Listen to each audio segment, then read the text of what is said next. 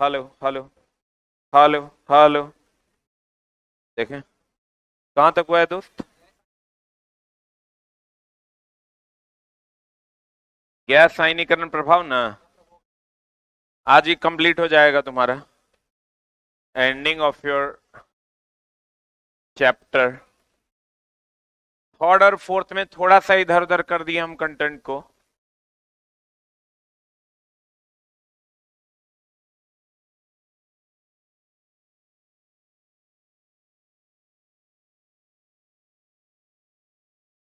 Gas आयनीकरण प्रभाव यही ना है। अरे बोलो ना रे। गैस आयनीकरण प्रभाव की अगर हम बात करें तो कुछ नहीं यही है। अगर आप विद्युत धारा प्रवाहित कीजिएगा, क्या कीजिएगा, किसी भी गैस में, किसमें, तो गैसों का आयनन हो जाता है, इसी को हम लोग गैस आयनीकरण प्रभाव कहते हैं। विद्युत धारा के किरण प्रभाव का उपयोग एक्सरे पैदा करने के लिए किया जाता है। क्या पैदा करने के लिए? एक्सरे पे। इसके बाद बैटरी होगा शायद। इसके बाद क्या है रे?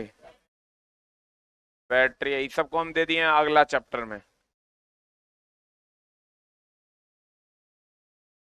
और ना पेन लेके रही।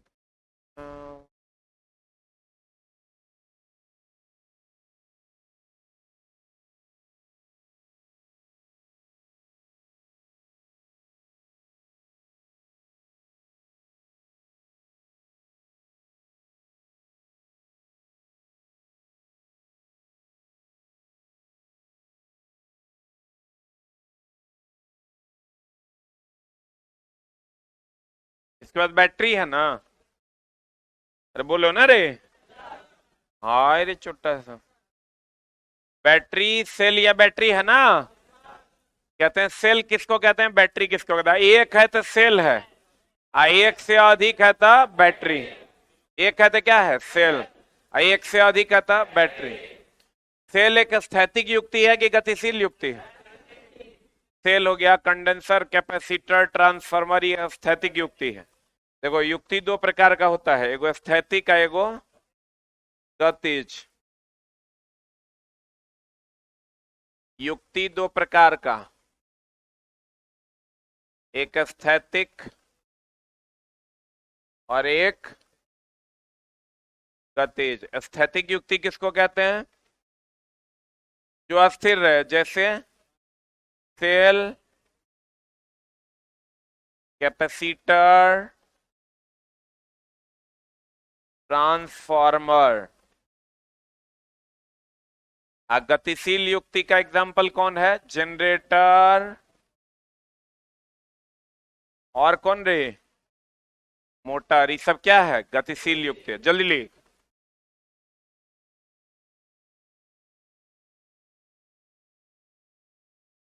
स्थैतिक युक्ति में है सेल, कैपेसिटर, ट्रांसफार्मर। गतिज युक्ति में कौन है? जनरेटर और क्या, मोटर। लिख लिया।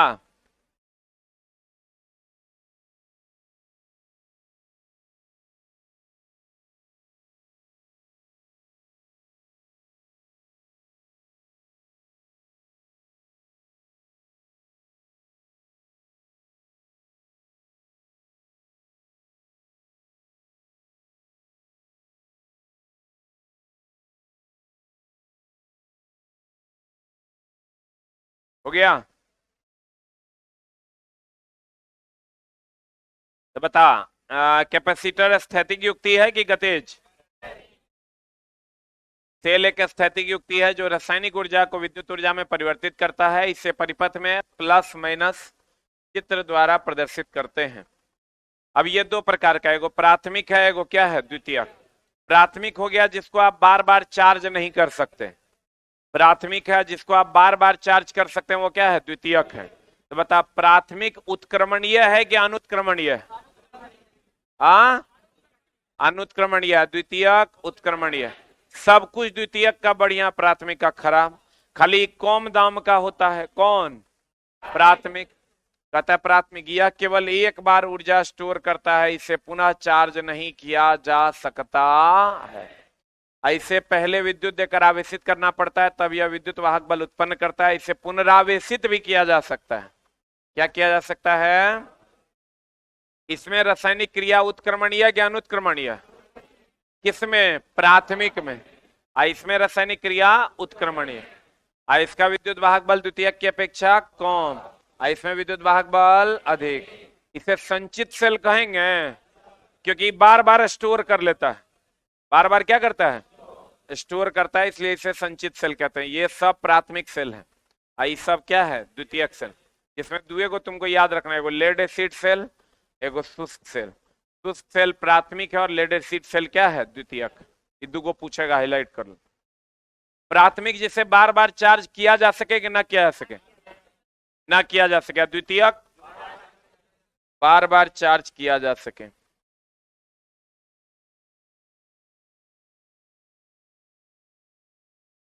अब देखो चला, सेल में तीन भाग है, एक है कैथोड, एक एनोड, एक विद्युत अपघट्य। जैसे ये अगर बैटरी है तो इसमें तीन भाग है, ये बैटरी का भाग है, ये है अगर एनोड, ये कैथोड, ये विद्युत अपघट्य। बोलो ने, तो सबका दिया हुआ है। वोल्टेइक सेल पहला सेल है जो अलेक्जेंड्रा वोल्टा ने बनाया था, उसमें विद्युत अपघट्य है H2SO4, कैथोड, एनोड, इस सब का लिस्ट है, बट इसको याद करने की जरूरत नहीं है। लेक्लान से याद, शुष्क याद रखो। विद्युत अपघट्य के रूप में क्या होता है? धन क्या होता है, ऋण क्या होता है। एगो चला जो है लेड एसिड सेल याद रखो। एगो क्या याद रखो? लेड एसिड सेल याद रखो।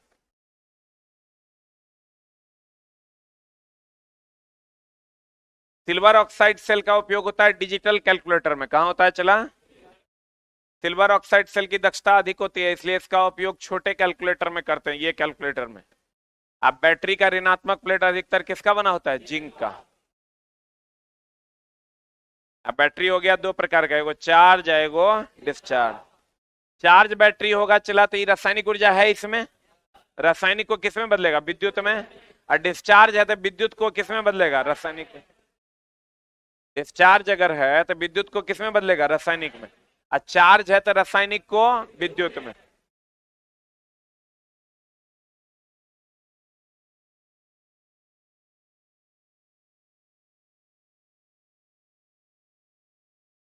इसके बाद देखो कुछ महत्वपूर्ण तथ्य होगा, वही ना रे, देखो यहां से है।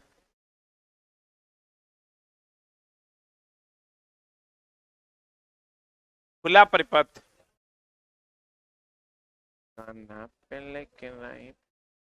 यहाँ है, यही ना है। थोड़ा सा कंटेंट इधर उधर कर दिए हम, चला इसका उसमें, उसका इसमें।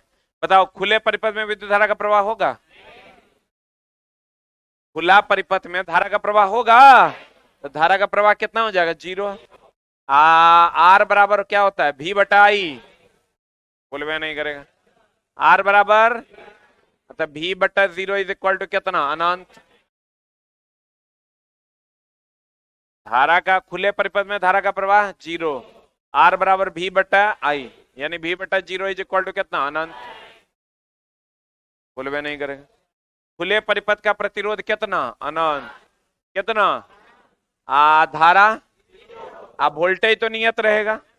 ये जो बैटरी लगाएंगे 1.5 वोल्ट का, 1.5 वोल्ट इसके पास रहेगा, क्योंकि धारा का प्रवाह होगा तब ना घटेगा रे। तो वोल्टेज क्या रहेगा? नियत। वोल्टेज क्या रहेगा?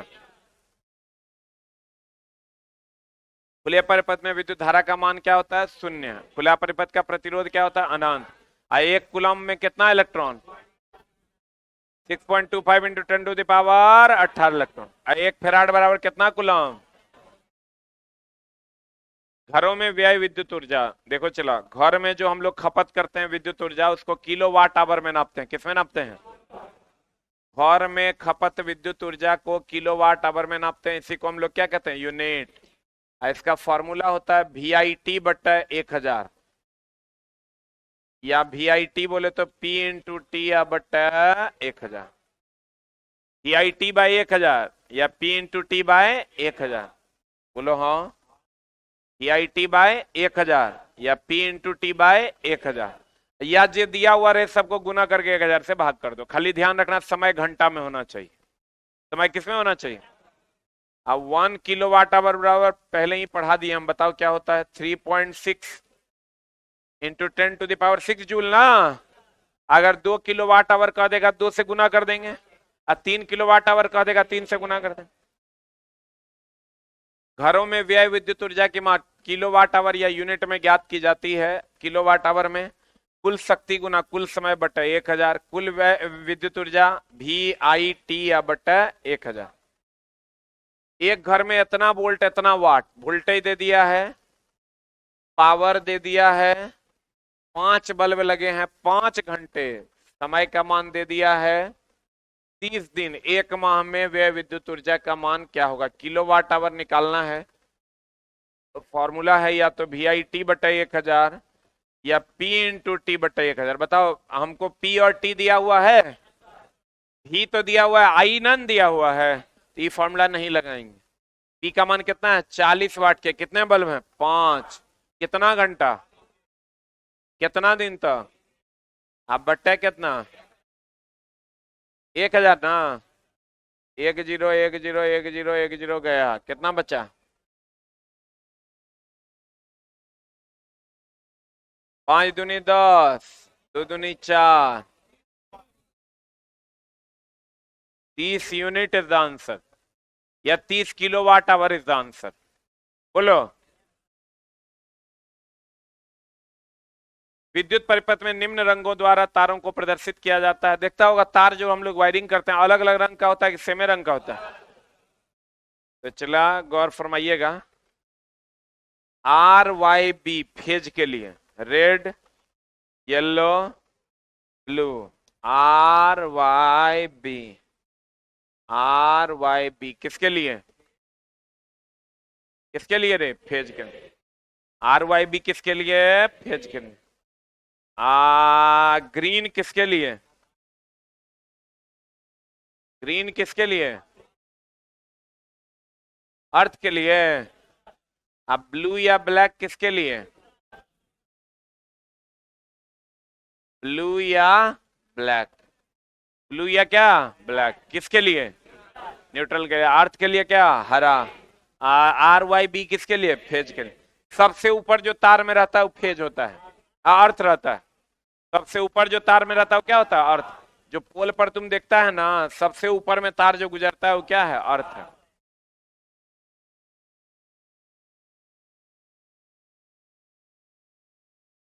कहता है RYB रेड येलो और ब्लू, ये क्या है? फेज। ग्रीन बोले तो भूसंपर्क, ब्लैक या ब्लू बोले तो न्यूट्रल। उच्च वोल्टेज ट्रांसमिशन लाइन में सबसे ऊपर कौन वायर रहता है? सबसे ऊपर भूसंपर्क चालक रहता है, और इसके बाद क्या रहता है? फेज। इसके बाद क्या रहता है? फेज रहता है। बताओ किसी भी व्यक्ति के लिए सुरक्षित रहने के लिए अधिकतम धारा कितना? 9 मिली एम्पियर। मानव शरीर का प्रतिरोध 1000 ओम। इसलिए हम लोग छोटा मोटा ये जो बैटरी ले लेते हैं, ये बैटरिया जो है, ये अभी हम फेज यहाँ सटेले हैं प्लस है इधर माइनस, लेकिन धारा का प्रवाह हो रहा है क्या? क्योंकि भैया हमारे शरीर का प्रतिरोध 1000 ओम है, वो धारा को रोक दे रहा है, धारा का प्रवाह होने नहीं दे रहा। मनुष्य के शरीर का प्रतिरोध कितना? 1000 ओम। इलेक्ट्रॉन एक यूनिट ऋण आवेश की धन आवेश? इलेक्ट्रॉन पर एक यूनिट क्या? ऋण आवेश। अगर दो तार एक दूसरे को समान दिशा में ले जाते हैं धारा, तो दोनों एक दूसरे को आकर्षित करेगा। विपरीत दिशा में ले जाएंगे तो क्या करेगा? विकर्षित। जैसे हम जिधर जा रहे हैं उधर आप भी जाइएगा तो हम दोनों में आकर्षण होगा। हम इधर जा रहे हैं आप उधर जा रहे हैं तो क्या होगा? विकर्षण हो। अगर दो तार समानांतर में एक ही दिशा में धारा प्रवाहित हो तो वो एक दूसरे को क्या करेगा? आकर्षित करेगा। क्या करेगा? कभी कभी क्वेश्चन आता है कि कैसे आप पता कीजिएगा कौन एसी है कौन डीसी है? तो जो एसी तार होगा बिना बुलबुला के आप एसी तार को पानी में डाल दीजिए, बिना बुलबुला के गर्म करेगा, और डीसी डालिएगा तो बुलबुला बना बना के गर्म करेगा। बोलन रे, एसी की अगर हम बात करें तो कैसे गर्म करेगा? बिना बुलबुला के गर्म करेगा। और डीसी बुलबुला के साथ गर्म करेगा।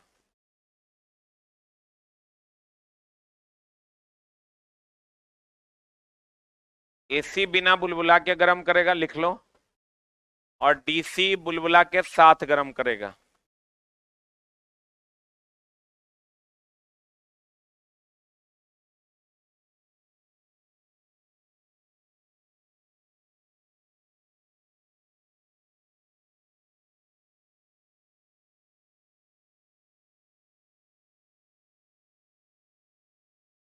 एसी बिना बुलबुला के गर्म करेगा और डीसी बुलबुला के साथ गर्म करेगा। याद न रहता, इसे याद रखना। डीसी में देखो बुलबुला है ना, समान दिशा में ले जाएगा तो आकर्षण की विकर्षण, अब विपरीत दिशा में ले जाएगा विकर्षण। अब प्राथमिक को बार बार चार्ज कर सकते हैं कि नहीं कर सकते? नहीं कर सकते। द्वितीयक को चार्ज कर सकते हैं, इसलिए उसे संचायक सेल कहते हैं। कौन सेल कहते हैं? संचायक सेल कहा जाता है। किसको? किसको? द्वितीयक को संचायक सेल के नाम से जानते हैं। और सब कुछ उसका ज्यादा की कम? किसका? द्वितीयक का ज्यादा होता है सब कुछ, वोल्टेज भी ज्यादा रहता है, दक्षता भी ज्यादा रहता है। प्राथमिक का दक्षता क्या होता है? कम। प्राथमिक की दक्षता कम। क्लियर? बोलो रे। खुले परिपथ में विद्युत धारा का प्रवाह नहीं होगा तो प्रतिरोध अनंत ना। अब मनुष्य के शरीर का प्रतिरोध कितना ओम? 1000 ओम। कितना ओम? क्लियर है? पक्का? अब चला, जिनके पास पुराना एडिशन होगा उनको जो टॉपिक यहाँ नहीं पढ़ाए वो अगला चैप्टर में पढ़ाएंगे। चैप्टर का नाम होगा क्या? मैग्नेट। ठीक है, अगले दिन हम लोग स्टार्ट करेंगे magnet, second last chapter of physics. इस सप्ताह में आपका फिजिक्स कंप्लीट हो जाएगा, नहीं हुआ तो सोमवार तक तो हो ही जाएगा। और अगले सप्ताह से हम लोग स्टार्ट कर देंगे chemistry. Thank you very much.